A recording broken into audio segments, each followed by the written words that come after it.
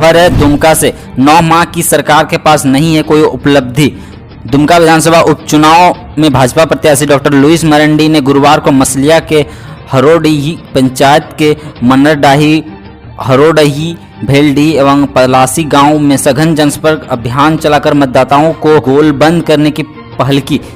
इसके उपरांत वे कटलिया पंचायत के चौलीडाहा, पच्चा पानी एवं रांगा पंचायत के नागर पत्थर गांव का भ्रमण कर मतदाताओं से संपर्क किया। इस दौरान उन्होंने रघुवर सरकार के 5 वर्षों का शासनकाल की उपलब्धियों को जनता के डॉक्टर लुइस मरंडी ने केंद्र की तमाम महत्वाकांक्षी योजनाओं के बारे में भी मतदाताओं को विस्तार से जानकारी देते हुए कहा कि भाजपा ही समग्र विकास संभव है। हेमंत सरकार पर प्रहार करते हुए कहा कि 9 माह की सरकार के पास एक भी उपलब्धि गिनाने के लिए नहीं है। मौके पर प्रखंड अध्यक्ष सुभाष दास, उज्ज्वला नंदिनी, अक्षय दास, न्याय दत्त, सुबोध नंदी, मनोज लालू नंदी, संजय मंडल समेत कई मौजूद थे।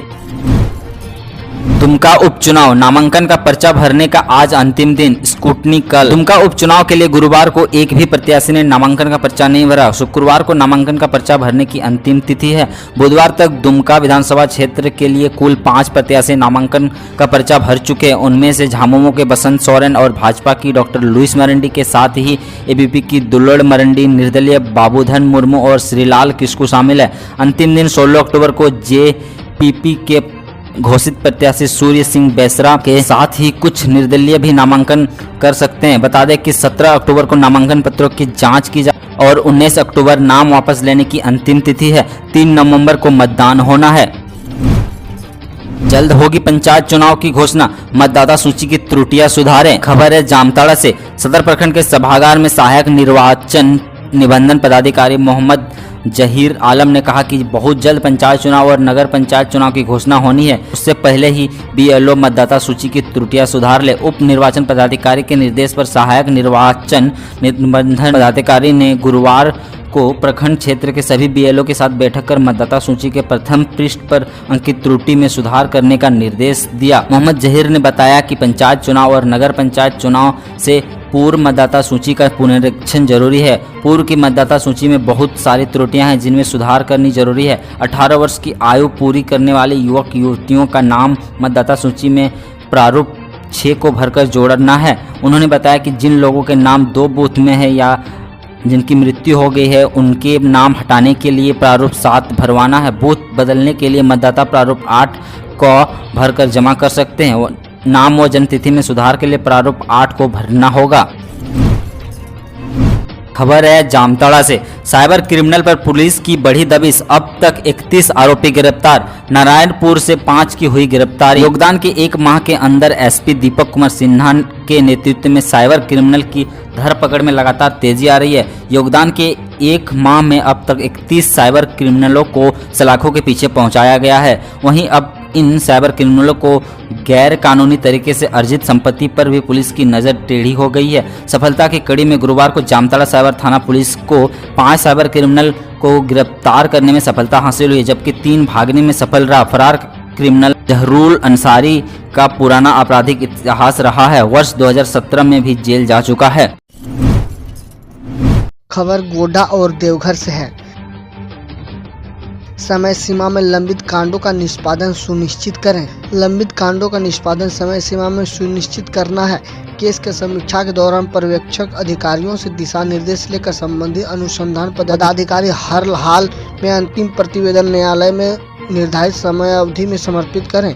इसमें कोताही बर्दाश्त नहीं की जाएगी। संथाल परगना प्रमंडल के पुलिस उप महानिरीक्षक सुदर्शन मंडल ने की पोड़ियाहाट अंचल निरीक्षक कार्यालय की जांच के दौरान उपस्थित पुलिस पदाधिकारियों से यह बात कही।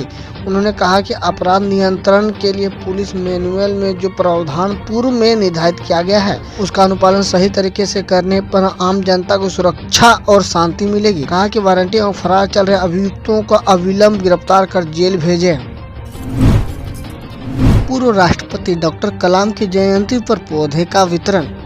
ग्राम विकास ट्रस्ट कृषि विज्ञान केंद्र के तत्वाधान में बोआरीजोर प्रखंड के ग्राम गोढ़िया में मिसाइल मैन भारत रत्न एवं भूतपूर्व राष्ट्रपति डॉक्टर APJ अब्दुल कलाम जी की 89वीं जयंती के अवसर पर महिला किसान दिवस एवं किसान गोष्ठी मृदा स्वास्थ्य शिविर कार्यक्रम आयोजित किया गया। कार्यक्रम का शुभारंभ पंचायत लीलातरी 2 के मुखिया प्रतिनिधि नरेश कोड़ा ने डॉक्टर APJ अब्दुल कलाम के चित्र पर माल्यार्पण एवं पुष्प अर्पित करके किया। मुखिया प्रतिनिधि नरेश कोड़ा ने डॉक्टर कलाम जी के जीवन पर प्रकाश डाला। उन्होंने बताया कि डॉक्टर कलाम का जन्म रामेश्वरम में 15 अक्टूबर 1931 को एक गरीब परिवार में हुआ था। कलाम जी भारत के महान वैज्ञानिक थे। उन्होंने अपने अथक परिश्रम से मिसाइलों को आविष्कार करके भारत को सशक्त राष्ट्र के रूप में स्थापित किया। उन्होंने महिला सशक्तिकरण पर अपने विचार प्रकट करते हुए कहा कि आज के समय महिलाओं का हर क्षेत्र में अपना महत्वपूर्ण योगदान दे रही है। कला, विज्ञान, चिकित्सा, राजनीतिक तथा खेल के क्षेत्र में भारत की बेटियों ने पूरे विश्व में परचम लहराया है। कृषि विज्ञान वैज्ञानिक डॉक्टर रितु दुबे ने महिला किसानों को बताया कि महिलाएं घर के काम करने के साथ साथ कृषि में भी अपना योगदान देती है। मोहल्ला क्लास में शिक्षकों की रुचि नहीं। शिक्षा विभाग के कार्यों की समीक्षा वीडियो कॉन्फ्रेंसिंग के माध्यम से उपायुक्त कलेश्वर प्रसाद सिंह ने की और कहा कि शिक्षकों को प्रोत्साहित किया गया था कि स्वैच्छिक रूप से आगे बढ़कर अपने विद्यालयों के पोषक क्षेत्र में मोहल्ला कक्षाओं का संचालन करें।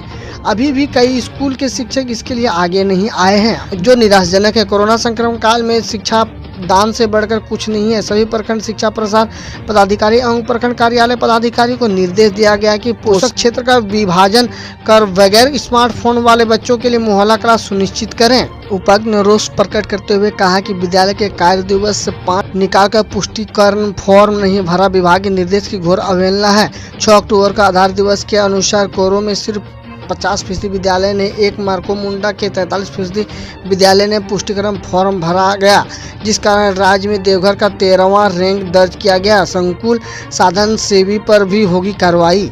खबर साहेबगंज से। सामूहिक दुष्कर्म के बाद किशोरी की हत्या पर गरमाई राजनीति। 17 को आएगी भाजपा की उच्च स्तरीय टीम। साहेबगंज जिले के रंगा थाना क्षेत्र में सामूहिक दुष्कर्म के बाद किशोरी की हत्या के बाद ग्रामीण आरोपितों को कड़ी सजा देने की मांग कर रहे हैं। गुरुवार को दिन भर मृतकों के गांव में विभिन्न राजनीतिक दल के नेताओं और आसपास के लोगों को आना जाना लगा रहा। हालांकि इस घटना के विरोध में कोई सड़क पर नहीं उतरा, लेकिन इस मुद्दे पर राजनीति गर्मा गई है। भाजपा हेमंत सरकार को घेरने में जुटी है, वहीं झामुमो भाजपा पर दोहरी नीति का आरोप लगा रहा है। इस मामले की जांच स्वजनों और सांत्वना व आर्थिक सहयोग देने के लिए 17 अक्टूबर को भाजपा की उच्च स्तरीय टीम यहां आएगी। इसमें दुमका सांसद सुनील सोरेन, राज्यसभा सदस्य समीर उरांव, पूर्व IG अरुण उरांव शामिल है। इसकी जानकारी दोपहर में गांव पहुंचे पूर्व मंत्री हेमलाल मुर्मू ने दी। जल जीवन मिशन के तहत बुझेगी 1300 गांव के लोगों की प्यास। साहेबगंज जिले में जल जीवन मिशन से 1300 गांव के लोगों की प्यास बुझेगी। 225 परिवारों को नल का जल उपलब्ध कराने का प्लान ग्राम सभा से पारित किया जाएगा। हर गांव में परिवार के हिसाब से पानी टंकी बनाई जाएगी। इसके लिए 4 प्रकार की पानी टंकी बनेगी।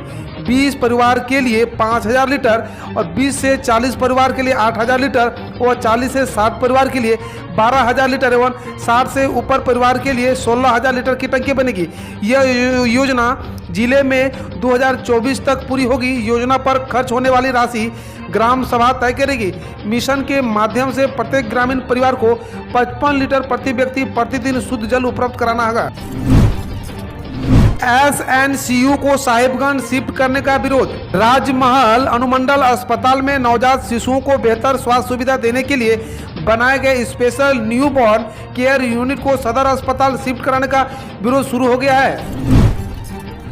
साहिबगंज घटना के विरोध में महिलाओं का कैंडल मार्च। भाजपा महिला मोर्चा की बॉबी पांडे के नेतृत्व में रणधीर वर्मा चौक पर कैंडल मार्च निकालकर साहिबगंज घटना का विरोध किया गया।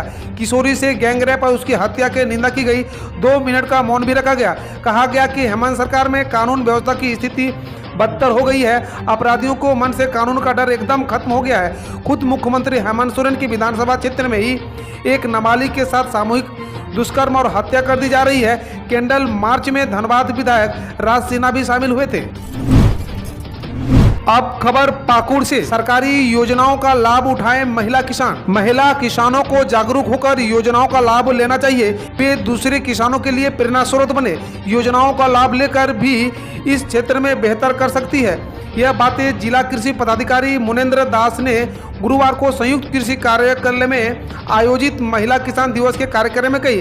कार्यक्रम की शुरुआत जिला कृषि पदाधिकारी सहित जिला पशुपालन पदाधिकारी के भारती, कृषि निरीक्षक पंचानंद साहू ने संयुक्त रूप से किया। इस दौरान कार्यक्रम में महिला किसान को लघु फिल्म दिखाकर जागरूक किया गया।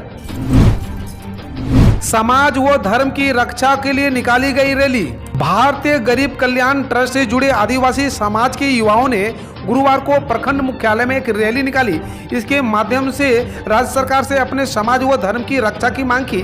यह रैली तिलका मांझी चौक से शुरू होकर प्रखंड कार्यालय होते हुए फिर से तिलका मांझी चौक पर पहुंचकर संपन्न हुई। युवाओं ने रैली के माध्यम से अपना मांग पत्र राज्यपाल को भेजा। रैली के दौरान ट्रस्ट से जुड़े कार्यकर्ता संथाली भाषा को राज्य के प्रथम भाषा के रूप में लागू करने की मांग कर रहे थे। वहीं आदिवासी महिलाओं के साथ हो रहे अत्याचार पर रोक लगाने के साथ उनकी सुरक्षा करने की मांग की। इसके अलावा आदिवासी पारंपरिक संस्कृति की रक्षा करने तथा सिद्धू कानू के वंशज रामेश्वर मुर्मू की हत्यारों की गिरफ्तारी की मांग की गई है।